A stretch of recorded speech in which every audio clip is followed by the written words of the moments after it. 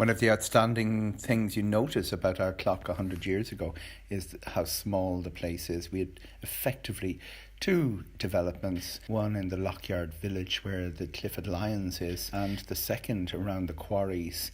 The Loughgyard Village had sort of run out of steam from the 1860s on. The quarries had closed in the 1880s. There's no discernible centre of population left. An old windmill in a flooded field with its sails missing. One does not expect to find a lonely chapel on the uninhabited banks of a canal.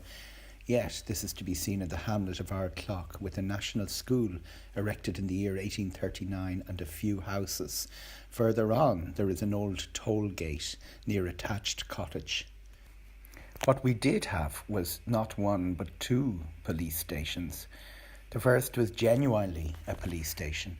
It was erected at Lyons near the 13th Loch and the village that surrounded it.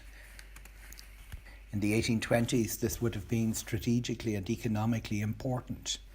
And in the 1820s, this gentleman, James Warren Doyle, JKL, the Bishop of Kildare and Leighlin, had a letter read out at Ardclough Mass condemning the local activities of the White Boys. The White Boys would have had a sectarian and agrarian reputation. Something more advanced and patriotic has been attributed to them in recent years. We also had a police barracks. This is now a house, but in 1850 both the station and the barracks were detailed on a map. The Fenian Rebellion explains the peculiar gun turrets on the RIC station in Straffan. These were not a decorative feature. They were genuinely there because the RIC barracks in Tala had been attacked during the 1867 Fenian Rebellion, and defensible barracks suddenly became an agenda. Straffan Barracks was built in the 1880s. The memory of the Fenian Rebellion was still strong. Kildare had been a particularly active place, and Greenhills, near Kill, was the birthplace and childhood home of one of the most outstanding figures of the time. John Devoy outlived most of his contemporaries. His family history extended back to 1798, to the Emmet Rebellion, and probably to that white boy activity of the 1820s. He went on to brush shoulders with Michael Collins and Eamon de Valera and see the foundation of the new state. He was a towering figure over Irish nationalism and the man who effectively funded the 1916 rebellion. Here he is with Roger Casement. Our locality was impacted when the agenda moved on to the land war in the 1880s. The key event of the land war in Kildare, a series of evictions in Clongowry. Mass meetings were held. In Selbridge, the local curate and William Gogarty, who had a shop on the main street, both resigned from a tea room committee because policemen who had participated in the evictions in Clongowry were part of the membership. National League branches sprung up to condemn the activities of the government and the authorities, including Straffan, with many Ardclough participants. And the local landlord, Valentine F. Lawless, to distinguish him from his patriot grandfather, became chair of a reactionary group set up to oppose Michael Davitt's Land League. They called themselves the Property Defence Association. He was an enthusiastic evictor himself in his estates in Limerick. The fear of retaliation was so severe that he caused a straightened road to be built so he could travel to Hazelhatch railway station. It became known as the Lord's Road. He also got a staff member, Delahunt from Kill, to wear his hat and sit in the back of his car. So Delahunt would be the victim of an assassination attempt, not him. It was rather ironic that while he was doing this, his sister became a hero, an icon of nationalist Ireland because of her writings of Irish history and her poems, which were very popular and indeed on the school curriculum when the state was founded. She died in Surrey and was buried under a Celtic cross there. Pádraig Pearse was by now making his name as an educator, as principal of St Enda's School, where indeed he was succeeded by another great Kildare man, Frank Burke. He also qualified as a barrister. He made very few court appearances. One of them was in the little courthouse in Selbridge, where he defended Donal O'Buchala, and indeed Pearse was back in Selbridge to review a gathering of the newly founded volunteer movement. When a corps was established in the district, the band from Ardclough was among those who played for Pádraig Pearse on that occasion in 1911. In Ardclough itself, a school concert in 1914 was to presage more important events. Miss Barnwell gave a suffragette speech reflecting the big talking point of the era. This 13-year-old revolutionary later became a 20-year-old revolutionary, an activist for suffragism and independence. She ran guns and messages during the War of Independence and Civil War from her homestead near the 13th Loch. Edward Cobb Kennedy brought his gramophone. Dick Radley travelled from Prosperous, and Gus Nevin from Clane. Radley was in the IRB. The Ardclough band was playing for Pádraig Pearse again in 1914 at Bodenstown. Sean McDermott, Theo Rahilly, Con Colbert, Eamon Keant were among those on the platform. And then to 1916 itself, the Kildare volunteers were to meet at Bodenstown and march up to Dublin. The countermanding order meant only 4 showed up, but Tom Harris from Prosperous, who later had family connections with Ardclough, travelled to Maynooth and was one of the Maynooth 15 who marched up to the city. The impact of the rising on literature was noted in a book review of a book of poetry by Nora J Murray. She was the principal of the little school in Ardclough. Her poetry was published by the same publisher as W.B. Yeats. Some of it was set to music, and the regular stream of her published work meant that Ardclough Straffan featured regularly in the literary journals of the time. But one gentleman was not impressed by her poetry or her tendency to allow Irish songs be sung in her classroom. Bertram Barton, a scion of the Unionist Party in Kildare and proprietor of Straffan House, started lodging complaints about Ardclough School in 1912 and promulgated an attempt to prosecute the principal in Ardclough for sedition. He said in 1916 that the causes of the rebellion was the teaching of history in some schools and the attitude of some managers. He was referring to the acting parish priest of Ardclough, Father John Donovan, who responded that Bertram was disturbing the quiet of a hitherto peaceable locality and interfering with the teachings in our school. 1917 was a quiet year in the national struggle, so the Ardclough sedition case got lots of publicity, the support of the fledgling Irish National Teachers Organisation, and many of the emerging political personalities in the county, including some who would not have been from the nationalist perspective. An attempt to prosecute her was called off.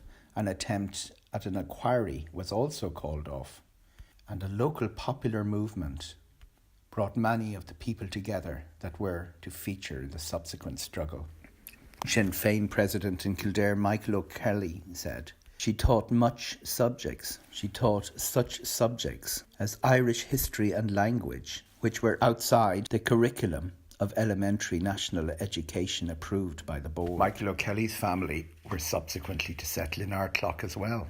Among the issues that raised Bertram Barton's hackles were that she taught the songs of Thomas Davis, including, one must imagine, the iconic Kildare song in Bodenstown Churchyard. In Bodenstown Churchyard there lies a green grave, and wildly around it the winter winds a rave. Those who rallied to her defence included Edward Cobb Kennedy, the O'Connors of Boston House, schoolmaster in Kill, whose grandson, Jim Stein, was to become an icon in Gaelic football and more especially in Australian rules when playing for Melbourne.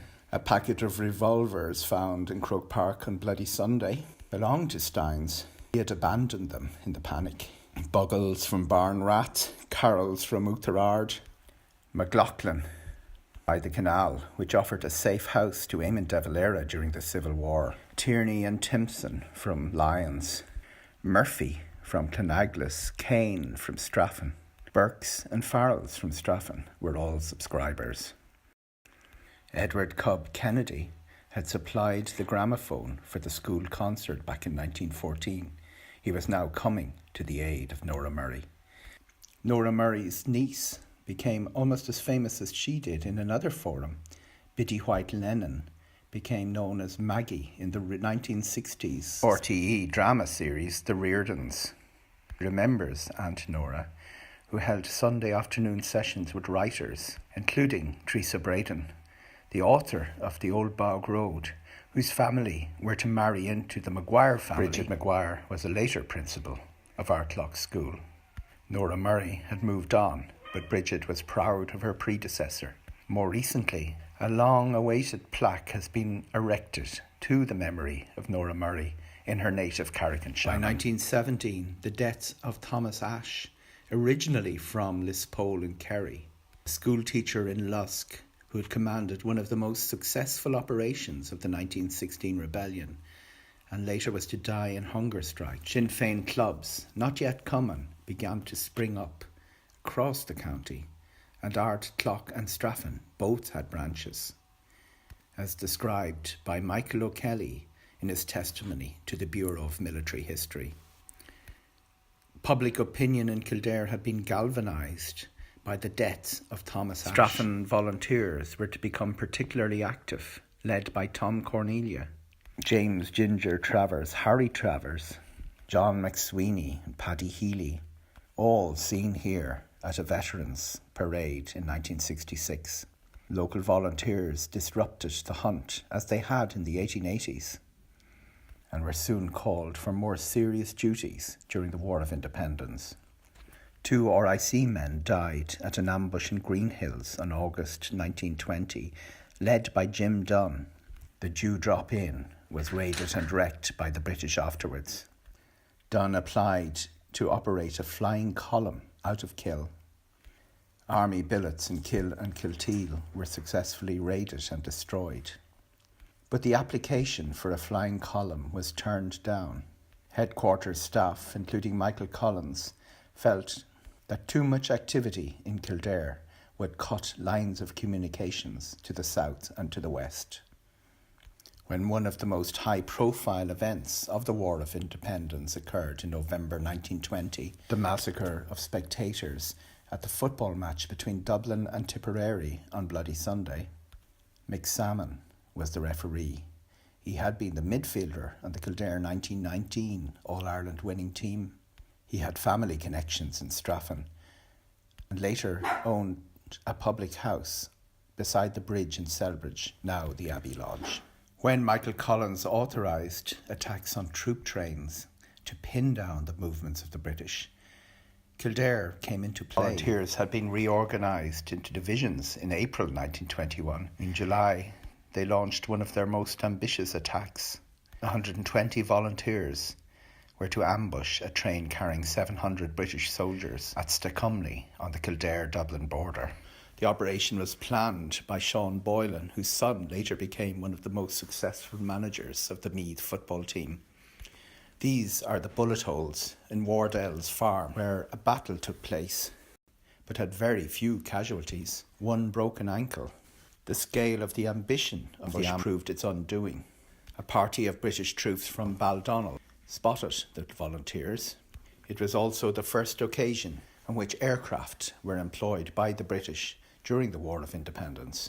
The volunteers managed to get their personnel and arms out of the area undetected, sometimes regarded as a failure. Recent scholarship has presented the fact that Stacumley sent a message to the British that the volunteers could mount large-scale operations should they continue their war against the population of Ireland. The truce was signed within weeks of Stacumley. This is the Wardell motor permit under the so-called Restoration of Order in Ireland regulations. One of the outstanding local political personalities, Art O'Connor, was appointed Minister for Agriculture under the Second Dáil. The first time the uniform of the new Free State Army was worn was in Selbridge. It was from the Barracks, the old workhouse and fever hospital, that soldiers marched to take possession of Beggar's Bush in Dublin, the first barracks to be handed over to the Irish Army by the British. Some of the first shots of the new Civil War were fired at the same workhouse. Pro-treaty forces held the Selbridge billet. That in Kill was captured by Jim Dunn and his column for the anti-treaty IRA. The Civil War was much more bitter in Kildare than the War of Independence had been. One of the casualties was Anthony O'Reilly. An orphan, he had been fostered in Carneystown. He was captured at the Battle of Pike Bridge and executed. Becoming increasingly isolated, Jim Dunn set up his headquarters of the anti-treaty volunteer movement in what later became the Costello homestead, Lyons Cottage, near the 13th Loch. It was from here that operations were run as far as the Offaly border. Children growing up in Ardclough were told there was a secret tunnel from the house and a secret escape room. It was a place of mystique. Locals also remember parish priest Father Doyle reading out the names of the anti-treaty activists from the altar and excommunicating them in October 1922. Some of the congregation walked out of the church. Valentine F. Lawless also had a compensation claim in for the Civil War. His car had been seized by anti-treaty volunteers. He became a senator in the short-lived and ill-conceived Senate of Southern Ireland. He lived to see the new state, as did Bertram Barton, and both became participants in the new order. Bertram's son Derek Barton formed a strong friendship with Tom Cornelia in Straffan. They had soldiered on opposing sides during the War of Independence. The brother of Tom Harris moved to Ardclough. He later became a Fianna Fáil TD, and Ardclough Cumann of Fianna Fáil was one of the first political branches to be set up in the district since the Sinn Féin Club of 1917. A plaque has been erected in Prosperous to his memory, and his testimony to the Bureau of Military History is now widely available online. The testimony of Jim Dunn from Kill is also a valuable resource, as is Michael O'Kelly, who served as president of Sinn Féin in the county during that period. Michael O'Halloran also has relatives in the county. Michael O'Halloran has relatives in Ardclough. It is still a mystery why he was picked out for execution. He had not been under arms or a commander. Con Colbert's brother moved into the area to live in the Barnwell homestead. Nora J Murray would have been proud to hear the children in the school where she was principal singing the Irish anthem 100 years after she was hauled before an inquiry for teaching something as seditious as the desire for Irish independence.